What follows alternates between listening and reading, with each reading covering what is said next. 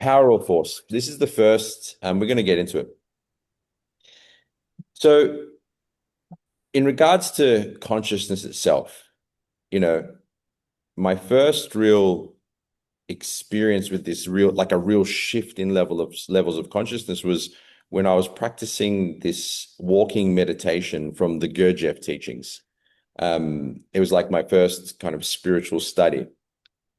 He would talk about that man is asleep, and that we can raise our level of consciousness via work, via observing ourselves, via remembering ourselves. And he would say that you have unconscious people, subconscious people, conscious people, self-conscious people, self-superconscious people. And this was the first time I came across these ideas. And it was around the time of The Matrix. If you've seen The Matrix, then drop me an M in the chat. Anyone seen The Matrix? Yeah, seen it? One person seen it. Come on, guys. Hey, okay, a few people have. All right, good. So you get the idea that mankind is asleep, right? It was an interesting concept because I'd never heard of it. Anyway, so they gave me these meditations to practice, right?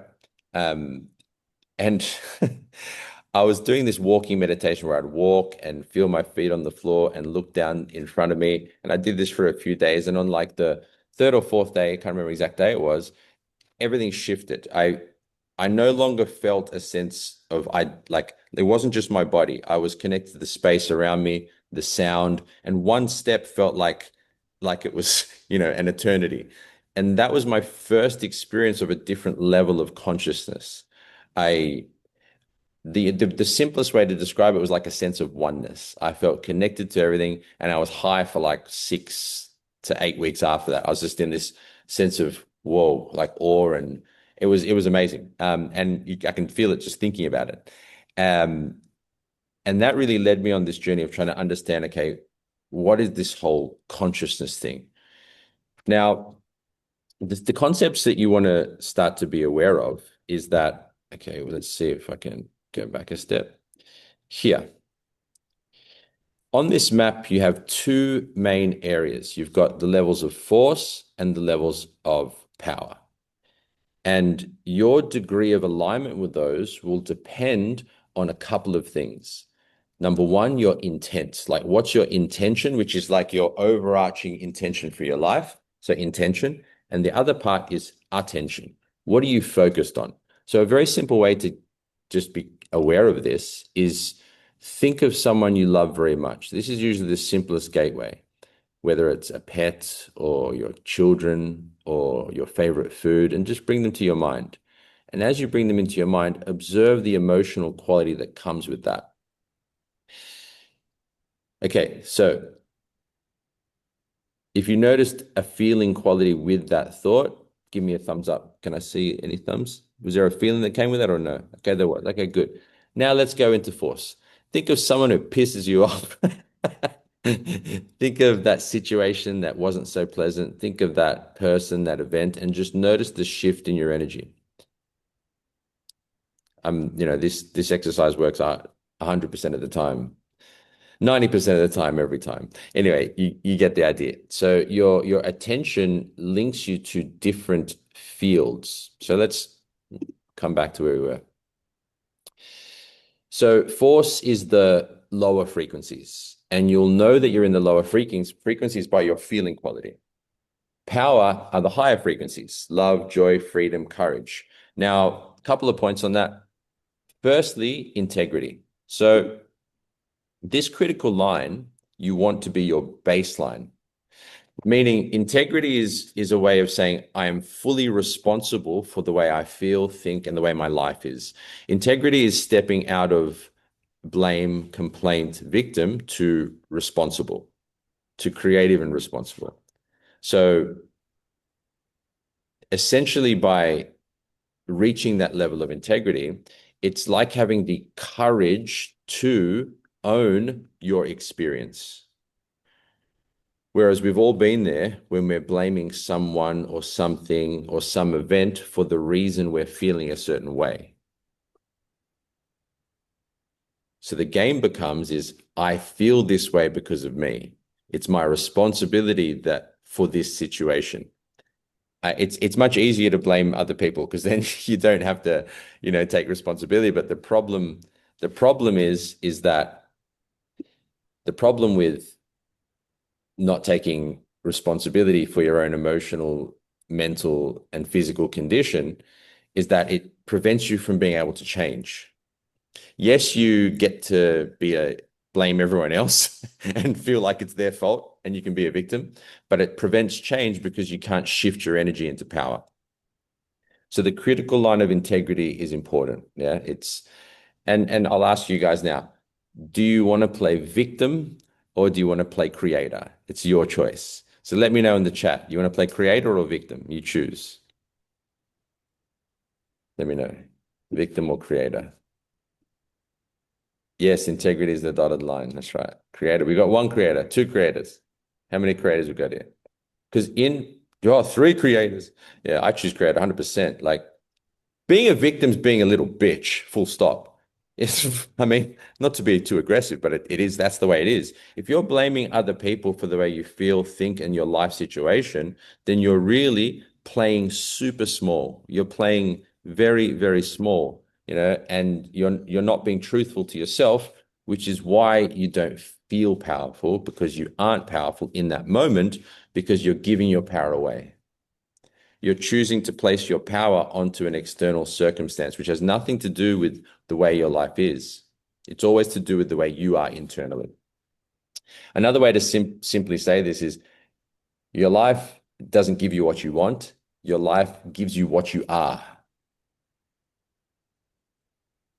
So whatever you are internally will be reflected externally. All righty, let's bring it back. So now this is an interesting topic.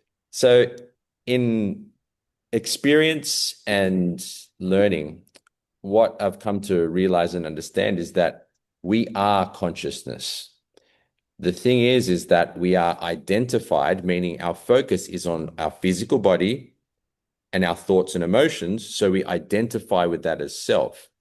But the more you practice, the more you start to become aware, you'll realize you are the field of consciousness. So how can we say this? This example tends to help people, and I've said this one before. Let's say you're a very loving, caring person, right? And you're walking down the street and you see someone injured on the ground, bleeding, suffering. You'll most likely pick them up, help them, maybe take them to a place where they can be, the hospital, somewhere to be taken care of, give them some money, make sure they're okay. Okay, good. Now, let's say an angry, hateful, vengeful person walks past this same suffering, injured person on the street. They might kick them, take their wallet, punch them and spit on them and walk off, right? So a hateful person acts one way, a loving person acts another, right? What is the difference between the two? What's the difference? Okay, one's loving, one's hateful. It's their level of consciousness. So the loving person takes loving actions. The angry, hateful person takes hateful actions. So the actions aren't coming from the physical body. The actions are coming from the mind. But we take that further. What is influencing the mind? The level of consciousness. Remember, the body can't experience itself. It needs the mind. And the mind can't experience itself. It needs consciousness. So our degree of alignment with the field of consciousness itself is what determines the actions we take. If you're following me, give me a thumbs up right in the center. This makes sense? Good. Did everyone give I don't know. If it's not making sense, give me a thumbs down. Anyone not following? Is this crazy to anyone? All right, everyone's all right. We're all on point. Awesome. So let's move forward. Another way to think about this, right? Another way to approach it is that these fields are like an infinite field of radio stations that you can attune with, that you can tune yourself to. Now, side note, what I've observed personally and with my students is that when you align with the higher fields of consciousness, with the source of power, your potential naturally manifests. Your spirit or your connection to the higher fields is linked to the potential that's in you. Pretty much everyone I've met, if you have a long enough or deep enough conversation, you'll start to hear about their dreams, their hopes, their wishes, what they want for their life. Whether that's a deep, loving relationship, or whether that's to be a Kung Fu master, or whether that's to be a multimillionaire, or to help people in a country, whatever it is. Everyone has a certain potential and dreams and hopes. What I've observed is that as people raise their level of consciousness via the spiritual intent, naturally these potentials start to manifest because they are operating from power now. And the potential within them starts to manifest easier with a sense of flow and alignment with power. So, coming back to it, you can think of the field of consciousness like radio stations. 104 point love, 96 point pride, 103 point reason, 92 point grief, right? And you can attune yourself with these fields. And that's what we do in our state training. We use intention, attention, and the different types of energy to attune ourselves with the higher fields of consciousness.